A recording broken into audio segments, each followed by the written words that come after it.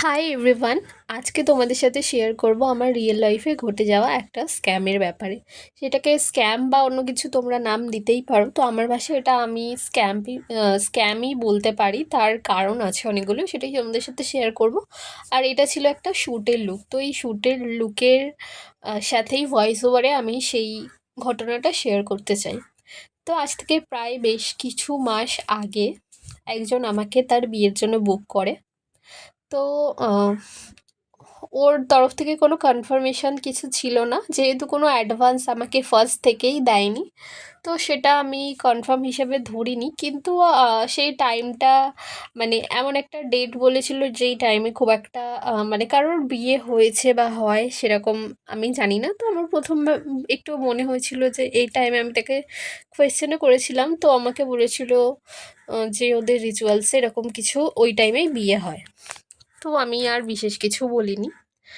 তো তারপর অনেক দিন চলে যায়, সমস্ত রকম বিয়েতে কী পরবে, কোন লুকটা করবে, সমস্ত কিছু আলোচনা করছিল।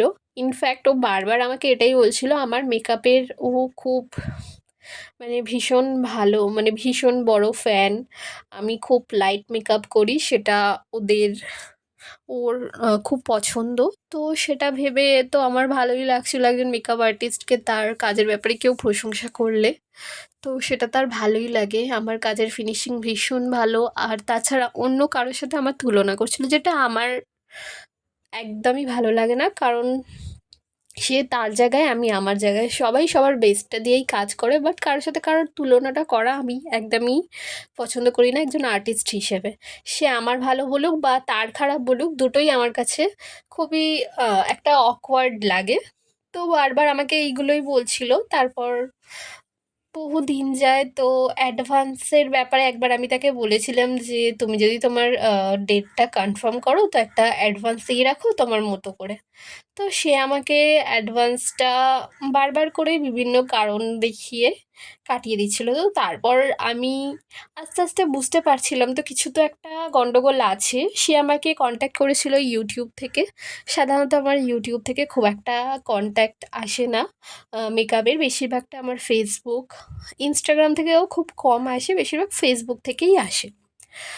ইউটিউব থেকে অনেকেই কন্ট্যাক্ট করে, বাট শেষ অবধি আর সেটা মানে তারা ক্লায়েন্টে আর কনভার্ট হয় না। তো একটু আমার আর কি ডাউট হয়েছিল। তো অনেক কষ্টে সে আমার সাথে কন্ট্যাক্ট করার চেষ্টা করেছিল, আমি যা যা প্রসেস বলে দিয়েছিলাম সেটা অ্যাপ্লাই করে। আর অনেক দিন ধরেই আর কি আমার সাথে ও অনেক কথা বলতো। রিপ্লাই না দিলে ও পরপর মেসেজ করেই যেত। তারপর একটা রিপ্লাই দিলে আরও 10টা মেসেজ করতো, এরকম করতেই থাকতো। আর রিপ্লাই না দিলে মাঝে মাঝে ভীষণ মানে কিরকম একটা বিহেভ করতো যে মানে সেরকম তো একটা ক্লায়েন্ট আর মেকআপ আর্টিস্টের সাথে তো সেরকম রিলেশন তৈরি হয় না যতক্ষণ না তার সাথে সেভাবে কাজ করছে সে। তো এমন কিছু মানে বলতো যে মানে আমার ওপর ওর একটা কিছু তৈরি হয়ে গেছে, এরকম কিছু অধিকার বোধ এরকম দেখাতো। তো যাই হোক, সেই সিচুয়েশনটা তো গেছে। আমার কাজের মাঝে মাঝে বারবার করে অনেক অনেকগুলো মেসেজ, ও প্রায় একটা মেসেজ করতো না, প্রায় 10-12টা মেসেজ করতো। দেন আমি জানি না কেন আমি ওকে চার্জ আগেই বলে দিয়েছিলাম মেকআপের, ও সমস্তটা জেনে নিয়েছিল। তারপর আমি যখন তাকে মানে দ্বিতীয়বার আমাকে চার্জ জিজ্ঞেস করে, তো আমি সেই আগের মেসেজের ইয়েতে রিপ্লাই দিই যে এখানে চার্জটা লেখা আছে। ও আমাকে তখন বলে যে আমি মেসেজ ডিলিট করে দিয়েছি।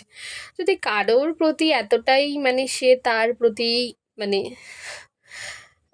কৃতজ্ঞ বা দায়বদ্ধ বা যাই বলো তোমরা, মানে তার প্রতি যদি একটা ভালোবাসা থেকে থাকে কাজের প্রতি, তার মেসেজ ডিলিট করতে হয় বা ডিলিট করতে পারে সেটা আমার ধারণাই ছিল না। তো যাই হোক, তো বারবার আমাকে এই প্রোডাক্টে কী সুবিধা, এই প্রোডাক্ট ইউজ করলে কেমন হবে, সমস্ত কিছু জিজ্ঞেস করতো। যেটা এখন আমার মনে হয়েছে পুরোটাই আমি ওর ওপরে একটা টাইম ওয়েস্ট করেছি। আল্টিমেট আমাকে কোনো রকম কোনো কারণে বুক করেনি, শুধু আমার টাইমটাকেই ওয়েস্ট করেছে, যেটা আমার ওকে দেওয়া উচিত হয়নি। সেই টাইমে আমি আরও কিছু আমার প্রয়োজনীয় কাজ করলে ভালো হতো। তো বারবার করে যখন একজন বলে না তোমার কাজ এর থেকেও ভালো, ভীষণ নামি দামি অনেক মেকআপ আর্টিস্টের থেকেও নাকি আমার কাজ ভালো, সেটা মানে আমাকে একটু উপরে তোলার চেষ্টা করতো, বাট আমি জানি আমি কি কতটা। তো সেখান থেকেই আমার ডাউটটা আর কি শুরু হয় যে এত বড় মেকআপ আর্টিস্টের সাথেও আমার কি করে কম্পেয়ার করছে, কিছু নিশ্চয়ই ব্যাপার আছে। আমাকে মানে অনেকভাবে কথা বলার চেষ্টা করতো, আমি অতটাও গুরুত্ব দিতাম না।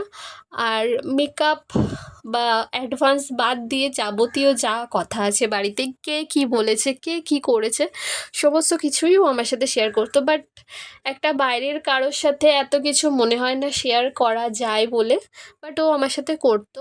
আমি প্রথম দিকে একটু ভাবতাম যে হয়তো কারোর সাথে শেয়ার করতে পারে না, সেই কারণে হয়তো আমাকে ও পুরোটা শেয়ার করে। বাট না, ওর হয়তো আরও অন্য কিছুই উদ্দেশ্য ছিল, জানি না। শেষমেশ কথা আর সেভাবে কন্টিনিউ হয়নি, সেই কারণে হয়তো সেই উদ্দেশ্যটা ওর ফুলফিল হয়নি। বাট আমার থেকে সমস্ত রকম প্রোডাক্টের ব্যাপারে জেনে নিয়েছে। দেন তারপর অনেক দিন হয়ে যাবার পরেও আমাকে বুক করেনি। দেন লাস্টে যখন আমি একটা পোস্ট করেছিলাম যে 26-27 ব্রাইডাল বুকিং ওপেন আছে, ও আমার স্ট্যাটাস থেকে রিপ্লাই দিয়ে এমন একটা কথা বলল যে আমি শিওর হয়ে গেলাম যে ফার্স্ট টু লাস্ট ও আমাকে যা যা বলেছে পুরোটাই এটা মিথ্যে দিয়ে ঘেরা ছিল। তো এইভাবেই আর কি আমার সাথে স্ক্যাম হয়ে যায়, অনেক দিনের টাইম ওয়েস্ট হয়। তো অনেক দিন ফলো আপ করার পর যদি কারোর সাথে এরকম কিছু ঘটে, মানে রেজাল্ট শেষমেশ জিরো আসে, তো তার কেমন লাগে। তো তোমাদের কারোর সাথে হলে তোমরা কি করতে অবশ্যই কমেন্টে জানিও। আর এই লুকটা কেমন লাগলো সেটা কিন্তু অবশ্যই জানাতে হবে, ভালো লাগলে লাইক কমেন্ট শেয়ার করে দিও। আর 2026 এবং 27-এর ব্রাইডাল বুকিং ওপেন আছে, যারা এরকম সুন্দর সাবেকি সাজের সাথে সুন্দর একটা কলকা নিয়ে সাজতে চাইছো, তারা আমার সাথে কন্ট্যাক্ট করতে পারো। আমি বেশিরভাগ সাবেকি সাজটাই বেশি প্রেফার করি, আমার ভালো লাগে। তো তোমাদের কেমন লাগলো সেটা অবশ্যই জানিও। আর বোথ সাইড ব্রাইডালের ক্ষেত্রে কিন্তু একটা স্পেশাল ডিসকাউন্ট থাকে। আর তাছাড়া পুরো একটা ব্রাইডাল প্যাকেজ বুক করলে তার ক্ষেত্রে অনেকটাই তোমরা ডিসকাউন্ট পেয়ে যাবে। পুরো ব্রাইডাল থেকে রিসেপশনে যা যা রিচুয়ালস বা যা যা লুক তোমরা করতে চাইছো সেগুলো করতে চাইলে একটা ভালো ডিসকাউন্ট পাবে।